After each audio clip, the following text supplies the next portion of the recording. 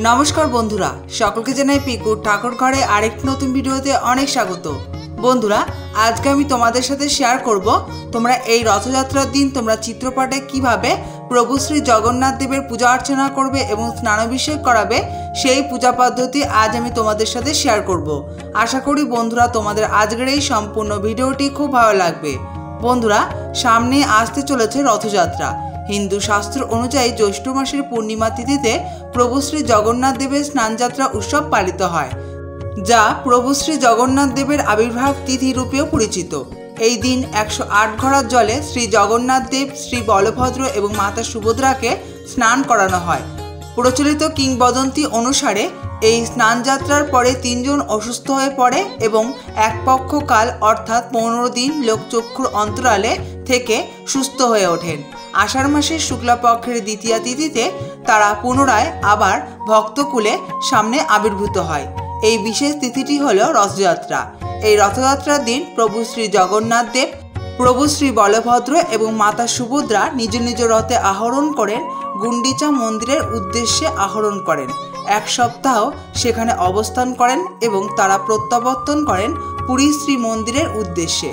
এই দিনটি হলো উল্টো রথ। তাহলে চলো বন্ধুরা পুজোর মূল পর্বে যাওয়ার আগে চলুন জেনে নেওয়া যাক এবছর অর্থাৎ 2025 সালের রথযাত্রা কবে পড়েছে।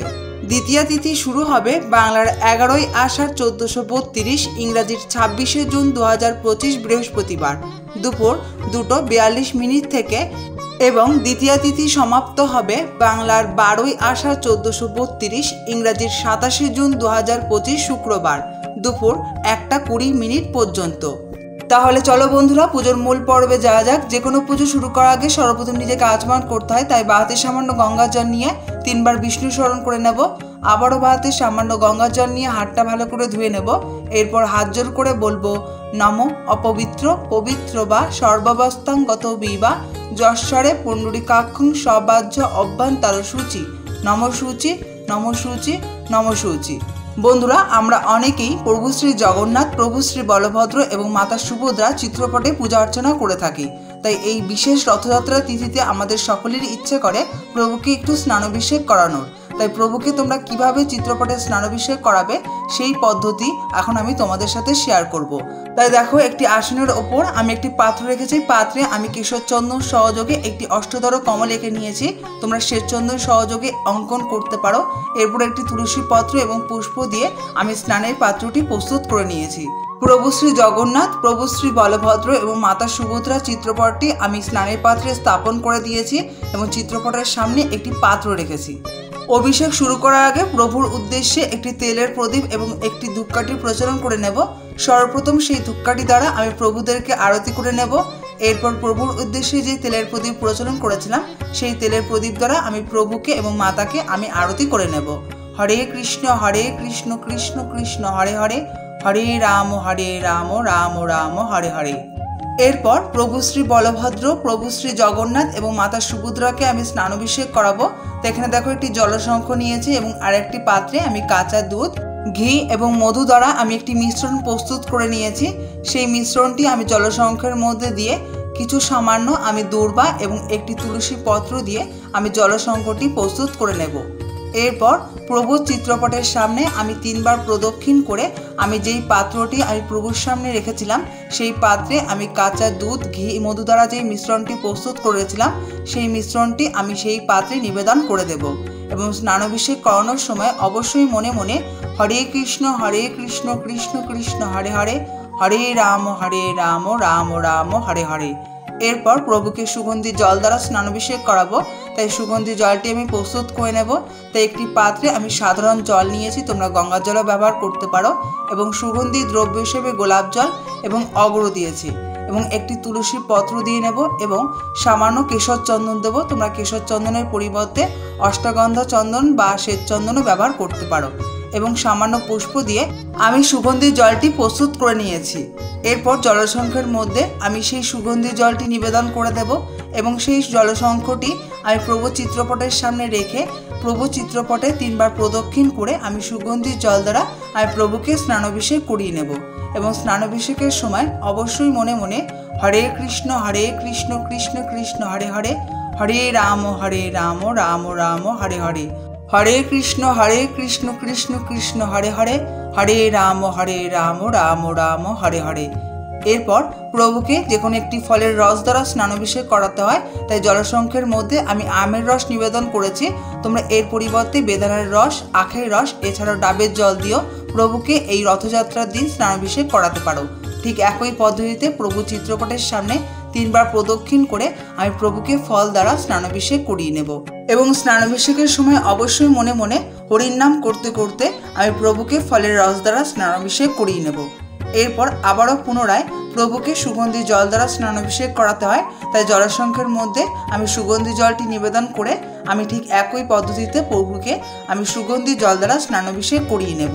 বন্ধুরা, তোমরা এরকম পদ্ধতিতেও তোমরা এই রথযাত্রার বিশেষ দিনে তোমরা প্রভু শ্রী বলভদ্র, প্রভু শ্রী জগন্নাথ এবং মাতা সুভদ্রাকে এরকম পদ্ধতিতেও স্নানাভিষেক সম্পন্ন করতে পারো। প্রভু স্নানাভিষেক হয়ে যাওয়ার পর প্রভুকে পুষ্পাভিষেক করাতে হয়, তাই প্রভু শ্রী বলভদ্র, প্রভু শ্রী জগন্নাথ এবং মাতা সুভদ্রাকে আমি পুষ্প অভিষেক করিয়ে নেব। প্রভু স্নানাভিষেক সম্পন্ন হয়ে যাওয়ার পর আমি যেই পাত্রে কাঁচা দুধ, ফলের রস এবং সুগন্ধি জল দ্বারা প্রভুকে স্নানাভিষেক করিয়েছিলাম, সেই পাত্রে থাকা সমস্ত কিছুটি মাথায় ছিটিয়ে পরিষ্কার ফুল গাছের গোড়ায় অথবা নদী বা পুকুরের জলে নিবেদন করে দেব। এরপর প্রভু চিত্রপটটি আমি আলতো হাতে পরিষ্কার করে মুছে নেব, তাই আমি পরিষ্কার গামছায় আমি আগে থেকে যে সুগন্ধি জলটি প্রস্তুত করে রেখেছিলাম সেই জল দ্বারা প্রভুকে আমি আলতো হাতে পরিষ্কার করে মুছে নেব। বন্ধুরা, তোমাদের বাড়িতে যদি পাথরের বা পিতলের বা কাঠের বিগ্রহ থেকে থাকে তাহলে তোমরা অবশ্যই এই দিন প্রভুকে পঞ্চামৃত দিয়ে স্নানাভিষেক করিয়ে সুগন্ধি জল দ্বারা স্নানাভিষেক করিয়ে সম্পন্ন করবে। এরপর প্রভুর আসনটি আমি প্রস্তুত করে নেব, তাই একটি জলচোখের ওপর সাদা রঙের আসন পেতে নিয়েছি। আসনের সামান্য গঙ্গা জল দিয়ে শুদ্ধকরণ করে নেব। এরপর সামান্য পুষ্প দিয়ে আমি পুষ্পর আসন করে নেব।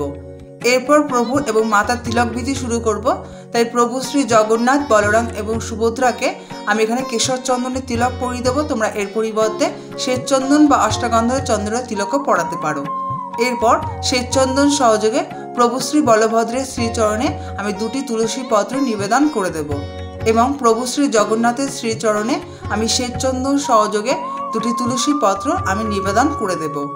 এই রথযাত্রার বিশেষ দিনে প্রভুকে একটি তুলসী পত্রের মালা নিবেদন করতে হয়, তাই আমি আজকে তুলসী পত্রের মালা জোগাড় করতে পারিনি, তাই তোমরা চিত্রপটে এরকম পদ্ধতিতেও তোমরা প্রভুকে তুলসী পত্রের মালা নিবেদন করতে পারো। এরপর প্রভু শ্রী বলভদ্র, প্রভু শ্রী জগন্নাথ এবং মাতা সুভদ্রাকে আমি বস্ত্রস্বরূপ একটি মৌলি সুতো নিবেদন করে দেব। প্রভুর সামনে জলশঙ্খ স্থাপন করতে হয়, তাই জলশঙ্খটি প্রস্তুত করে প্রভুর ডান দিকে আমি স্থাপন করে দিয়েছি। তোমরা এই দিন প্রভুকে একটি ময়ূরের পাখা নিবেদন করার চেষ্টা করো, তাই প্রভুকে আমি এখানে একটি নতুন ময়ূরের পাখা নিবেদন করে দিয়েছি। শ্বেতচন্দন সহযোগে একটি ফুলের মালা আমি প্রভু শ্রী জগন্নাথ, প্রভু শ্রী বলভদ্র এবং মাতা সুভদ্রাকে আমি নিবেদন করে দেব।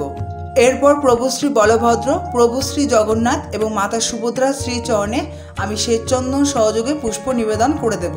সর্বপ্রথম প্রভু শ্রী বলভদ্রের শ্রীচরণে 3 বার পুষ্পাঞ্জলি দেব, তার হাতে চন্দন সহযোগে পুষ্প তুলসী পত্র নিয়ে হাত জোর করে বলবো, এসো সহচন্দন পুষ্পাঞ্জলি প্রভু শ্রী বলভদ্রায় নমঃ।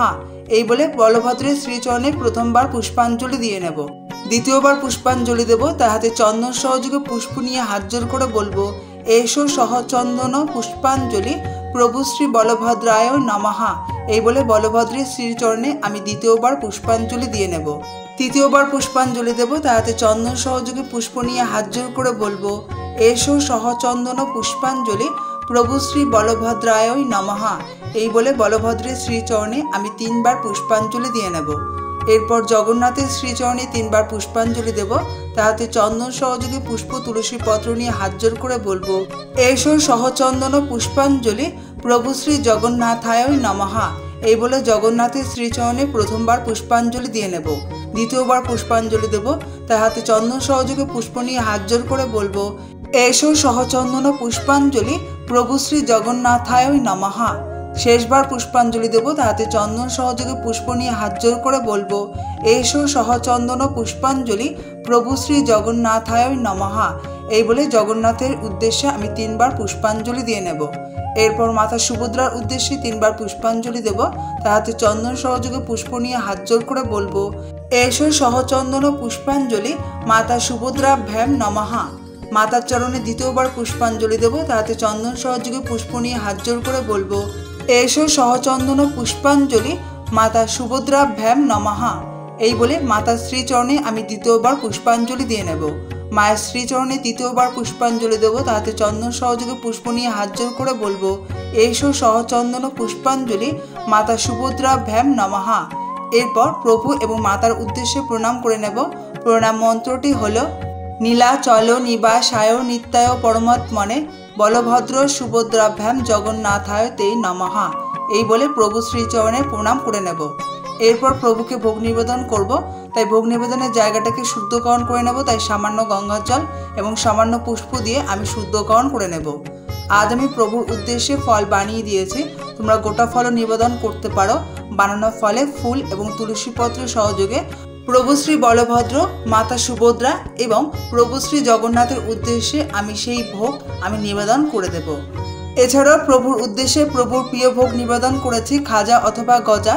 প্রভুর এই ভোগটি অত্যন্ত প্রিয়, তাই গজা এবং মিষ্টান্নতে পুষ্প এবং তুলসীপত্র সহযোগে প্রভু শ্রী জগন্নাথ, প্রভু শ্রী বলভদ্র এবং মাতা সুভদ্রাকে আমি সেই ভোগটি নিবেদন করে দেব।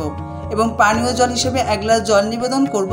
পানীয় জলে পুষ্প এবং তুলসীপত্র সহযোগে প্রভু শ্রী বলভদ্র, মাতা সুভদ্রা এবং প্রভু শ্রী জগন্নাথের উদ্দেশ্যে আমি পানীয় জল নিবেদন করে দেব। সমস্ত ভোগ এবং পানীয় জল নিবেদন করার পর হাত জোর করে অনুরোধ করব প্রভু যাতে আমার এই যৎসামান্য ভোগ গ্রহণ করেন। এরপর প্রভুর আরতি করে নেব পঞ্চপ্রদীপ, তেলের প্রদীপ এবং ধূপকাঠি দ্বারা।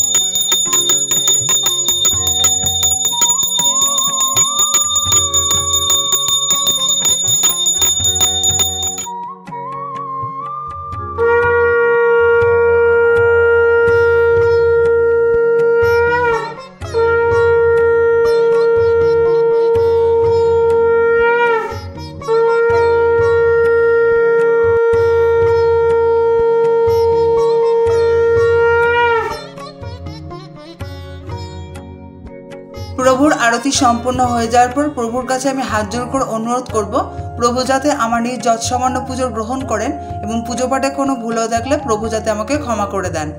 বন্ধুরা, তোমরা বাড়িতে অতি সহজ সরলভাবে তোমরা নিজেরাই কিভাবে চিত্রপটে রথযাত্রা পূজা পালন করবে সেই পূজা পদ্ধতি আজ আমি তোমাদের সাথে শেয়ার করলাম। আশা করি বন্ধুরা তোমাদের আজকের এই ভিডিওটি ভালো লেগেছে। বন্ধুরা, যদি আজকের এই ভিডিওটি দেখে ভালো লাগে তাহলে ভিডিওতে প্লিজ একটি লাইক করে অবশ্যই কমেন্টের মাধ্যমে জানাতে ভুলবে না তোমাদের আজকের এই ভিডিওটি কেমন লেগেছে। আর আমার যেসব বন্ধুরা আজকে আমার ভিডিওটি প্রথম দেখছো তাদেরকে অনুরোধ করব আমার চ্যানেলটিকে সাবস্ক্রাইব করে আমার বন্ধু হওয়ার জন্যে। আর আগে থেকে যারা আমার চ্যানেলটিকে সাবস্ক্রাইব করে আমার বন্ধু হয়ে রয়েছে তাদেরকে অসংখ্য ধন্যবাদ আমার বন্ধু হওয়ার জন্যে। আর আমার যেসব বন্ধুরা আজকে আমার ভিডিওটি প্রথম থেকে শেষ পর্যন্ত দেখলে তাদেরকে অসংখ্য ধন্যবাদ আমার ভিডিওটি আজ সম্পূর্ণ দেখার জন্যে। তাহলে বন্ধুরা, আজকের ভিডিওটি আমি এখানে শেষ করছি। দেখা হচ্ছে পরবর্তী কোনো নতুন ভিডিওতে। ধন্যবাদ।